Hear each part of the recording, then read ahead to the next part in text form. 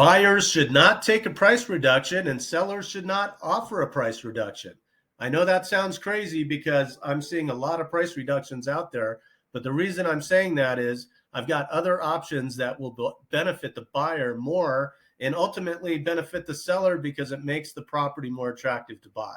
So absolutely you can do a price break. What I've got on the screen is a scenario where it's a $600,000 purchase price and a 10% down loan, so 90% financing. And so what if they were to drop the price a little bit, right? We'll take a look and see how that impacts the loan amount, impacts the loan amount a little bit, impacts the payment a little bit.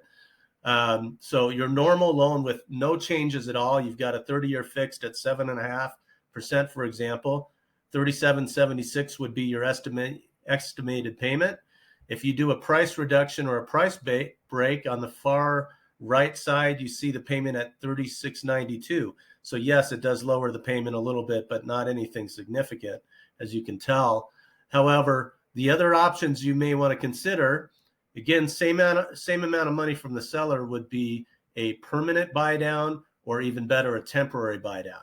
Permanent buy down would be to permanently buy down the interest rate from 7.5% to 6.75% in this example, using about the same amount of money as what the seller could do with a price break. However, the difference for the buyer is that their payment is much lower, $35.02 versus $36.92.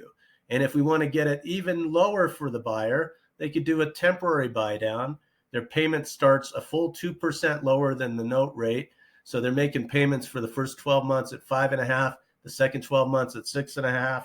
Yes, you can refinance anytime after that first 9 or 12 payments.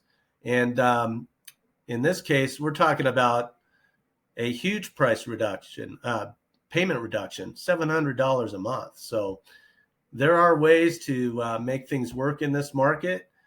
Here's a few ideas, and I can do this for you. If you've got a property you'd like me to run numbers on, just let me know.